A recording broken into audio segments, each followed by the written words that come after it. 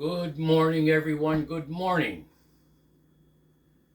or good afternoon, or good evening, depending on where you live. Welcome back to another video. I'm your host, Johan, and the name of this channel is Make It an Amazing Day. Make it. It's your choice, it's your decision what kind of day you're going to have. So why not have a good day? And not just that, make it an amazing life. It's your choice, it's your decision what kind of life you're going to have.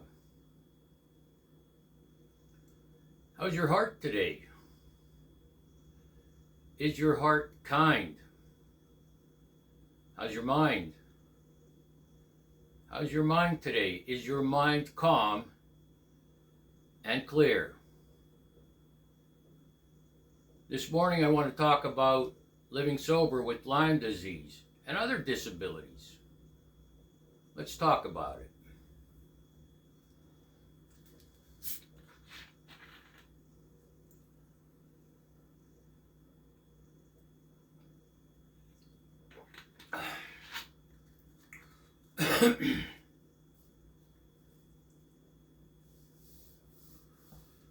Besides Lyme disease, up until this point, one of the most traumatic events I've had in my life that had long-lasting effects on my quality of life was in 2007 when my 22-year-old daughter passed away. And grief is an uncertain process. It still affects me today.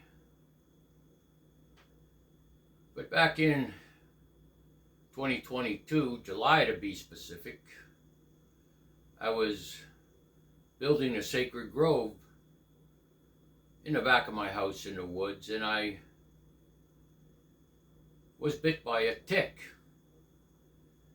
So when I saw that area with the red circles and it was irritating, I got lab work done and was diagnosed with Lyme disease, and I was treated with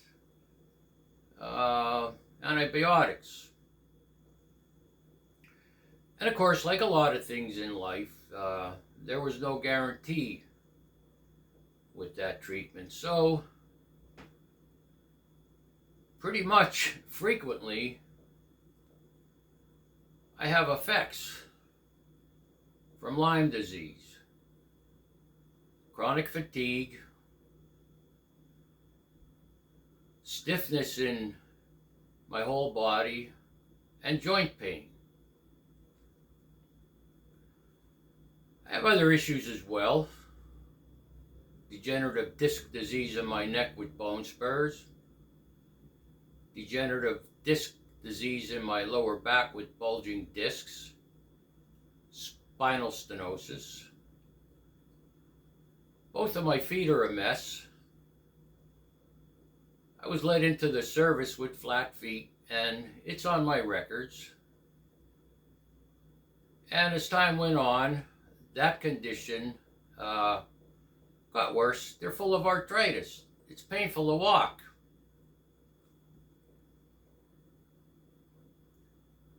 So how do I maintain my composure when there's a traumatic event occurring? Or not just living with grief, death of a child, but these long-term effects from Lyme disease. I was also diagnosed with fibromyalgia in 2006, so, there's that.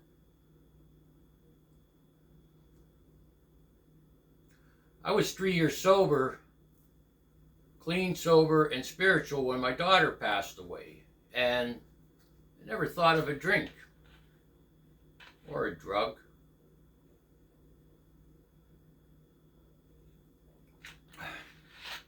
Now I know when people have an experience like that, talking about recovery people,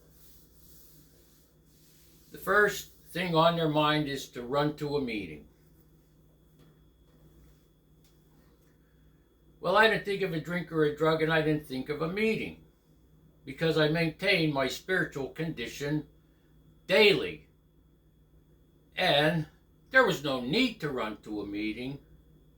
But most important, I couldn't just leave my house because people were coming to visit, phone calls were coming, people were bringing food. So I had some added responsibilities and activities I needed to attend to.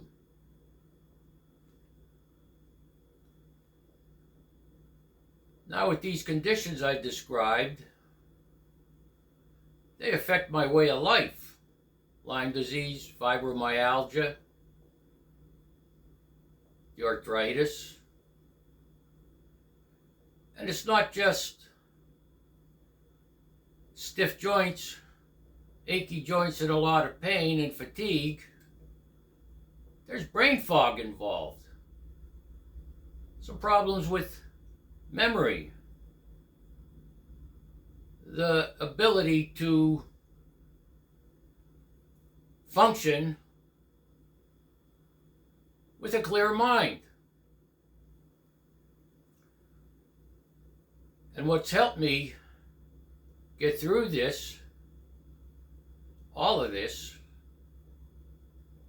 is spiritual maintenance and a routine I developed a long time ago.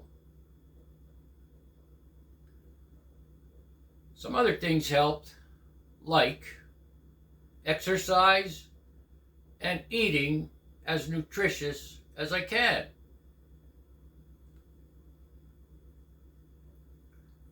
I mentioned before I start my day off with meditation. When I wake up in the morning, I go to the bathroom, grab a coffee, and go outside. Prior to a couple of weeks ago, I would sit there in meditation. Now I go for a short walk and then sit in meditation.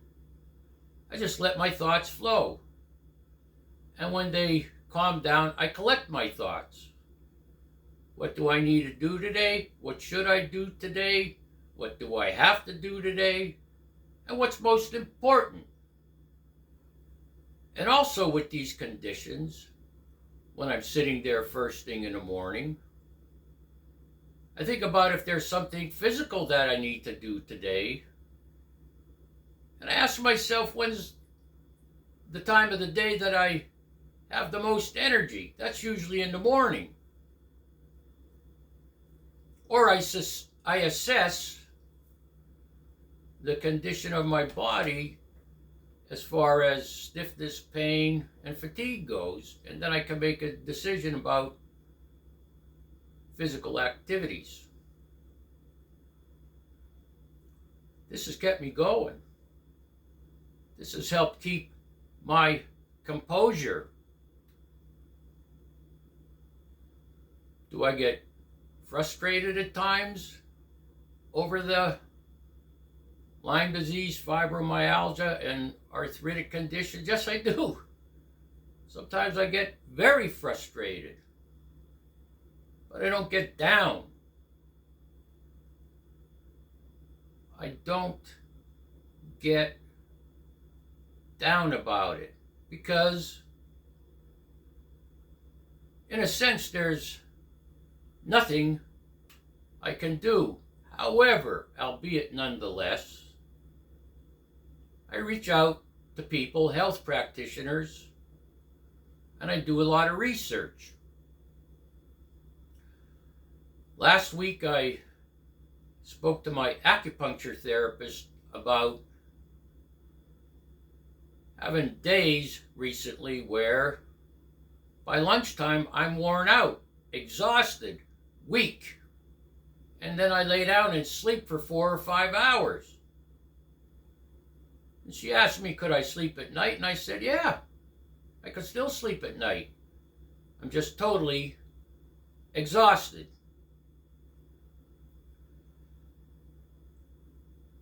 I get acupuncture for these conditions, and that helps.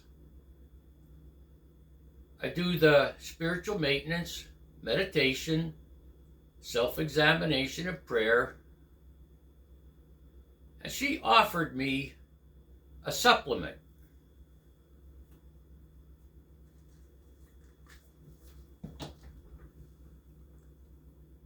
That's the supplement.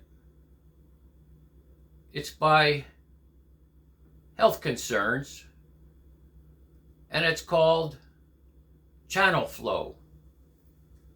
Chinese herbs. Acupuncture is Chinese.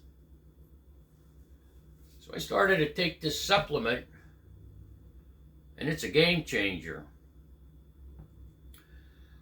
I texted her this morning and said, it's a game changer. I'm relaxed in such a way I can't even describe it. And I woke up today smooth and like silk, or smooth as silk, as the saying goes. My body and my mind is relaxed. And the 3 days that I've been taking this, I haven't been agitated. Sometimes it's a simple thing like getting my keys, and I don't always put them on the key hook. They're in a coat, most likely, and depending on how the weather changes, and it's been changing drastically lately. We just had 60s a couple of weeks ago, and now we're having highs in the 20s and so forth and so on. So I changed coats, and I can't remember which coat I had on last where my keys are. And you might say, why don't you just put them on a hook when you come back in? Well, I could, but to be honest with you, I'm so concentrated on getting chores done that when I come back in from walking a dog, I just hang up the coat, concentrated on the next task ahead, and go right to it. I don't let any time lapse when I have the plan for the day, what I need to do, what should I do, what do I have to do, what's most important. I'm concentrated on that, so I go from one task to the next, hoping I won't be so exhausted by noon. But now that I talked about it, and now that I'm on this supplement of Chinese herbs and such, I think I'm just going to start putting the keys on a hook by my door. There's so much involved here. It's not easy to concentrate.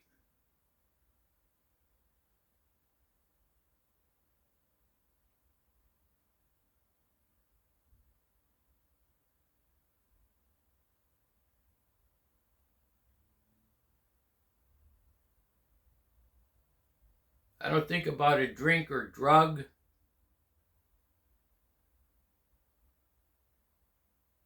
And I don't let it incapacitate me to the point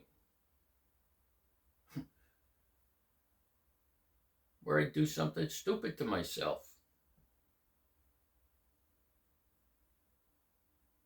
Yeah, my quality of life is not what it was. And I am trying to get back into some kind of exercise routine. It's not easy starting over at 66 years old, number one. And number two, having these conditions makes it even harder because they get worse over the years. But I know that exercise is key. This year, I needed some treatments that the Veterans Administration denied me. And in this aspect is how they denied me, especially the injections into my spine for the spinal stenosis. I needed them in April, and they said, no, you can't go 9 miles from your house. We want you to travel an hour to the one clinic, VA clinic, and then if we approve that you need injections,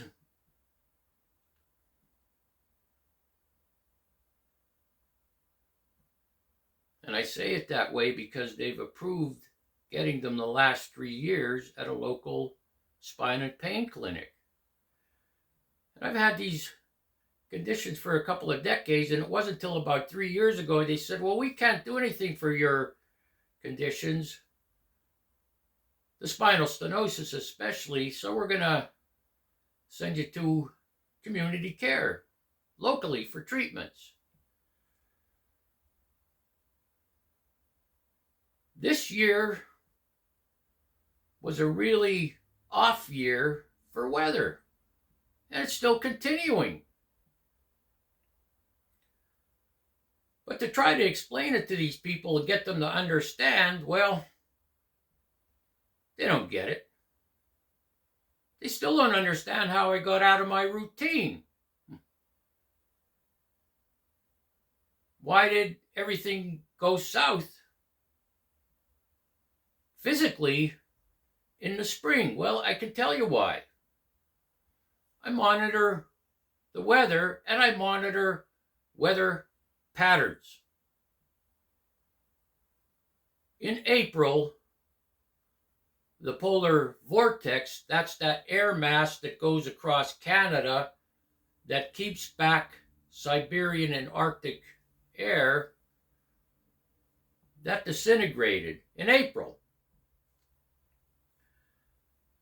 I don't think that we're going to get frigid temperatures then, because it's even warm in parts of Canada in the summer.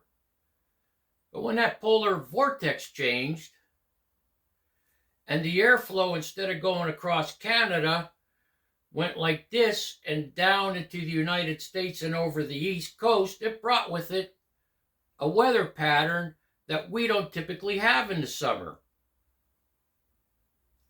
That means not just a changing weather pattern, but changing barometric pressures and things like this. And it affected me. It affected me more because I didn't have that treatment for the spinal stenosis, those injections. Let me describe what spinal stenosis is for me. When it's untreated, like I needed that treatment this past April, when it's untreated, it's like someone takes a fist, pushes it into the base of your spine, and pushes it and grinds it all day. And not just that, I describe it as having that, but also like having a thick rope tied around my waist, about 10 feet long, and I'm dragging 2 cinder blocks. So it's very hard to move, along with the fist grinding, pushing on the base of the spine.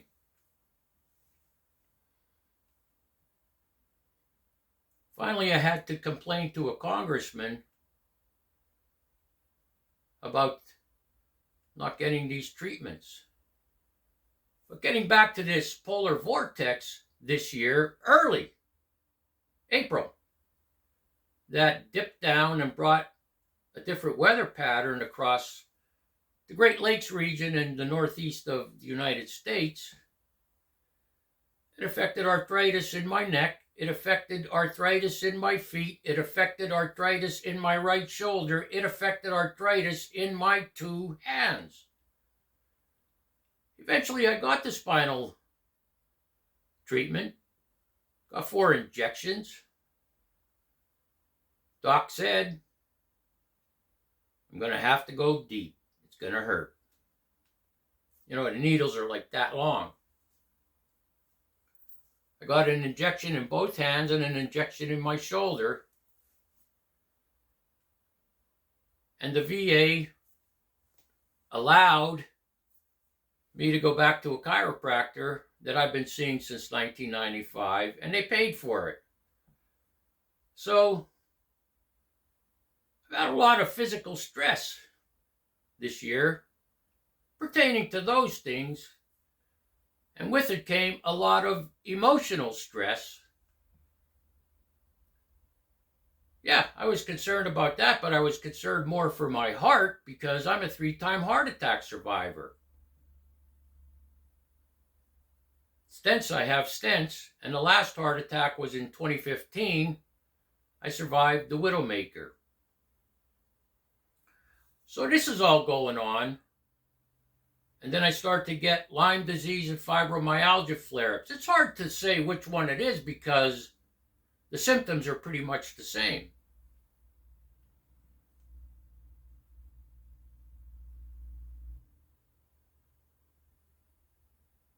One of the first things I did before I got these herbs for Lyme disease and fibromyalgia, about a month ago, I decided to start looking up diets, what to eat when you have fibromyalgia and Lyme disease. So I started to change my diet, and that made a difference as well. It doesn't matter how I'm feeling. It doesn't matter how much it's raining or snowing or how cold the temperatures are. I still go on my deck every morning and meditate for 5 to 10 minutes. That's my routine to collect my thoughts. If you're familiar with the 12-step program, I'm the type of person that self-examines all day long, makes assessments all day long. I don't wait till the night to look back and see if there are any corrections I need to make based on, was my behavior inappropriate to someone? Occasionally, my words aren't always kind. So then I make amends.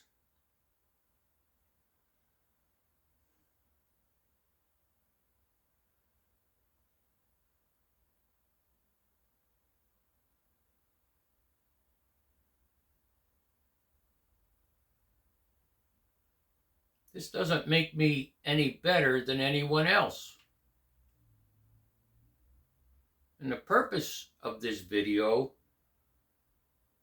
it's not to explain what I suffer from. It's how I'm able to cope with life, which I've been talking about the last couple of days in videos about the 12-step program, how it's abused and how it's misused, and then people wonder why their quality of life is poor. They talk the talk, but they don't walk the walk. It's work. Asceticism, practice, daily practice.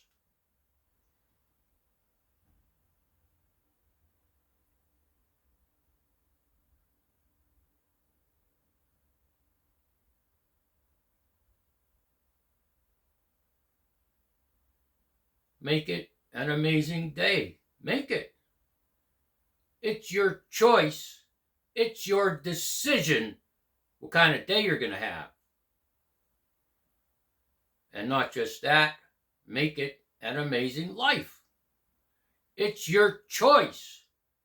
It's your decision what kind of life you're going to have. So why not have a good one? Thank you for watching this video. I appreciate you. If you like it, hit the like button. That helps me with the algorithm and get my teachings to other people, especially if you like the video.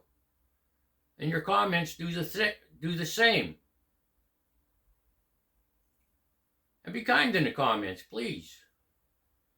Your comments help the algorithm as well to get to other people these teachings.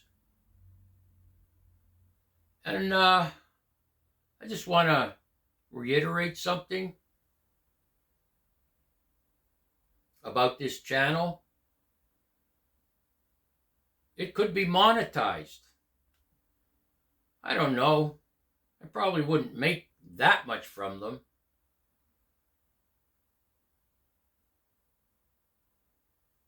I'm not here for the money. I'm here to share my experience, strength, and hope.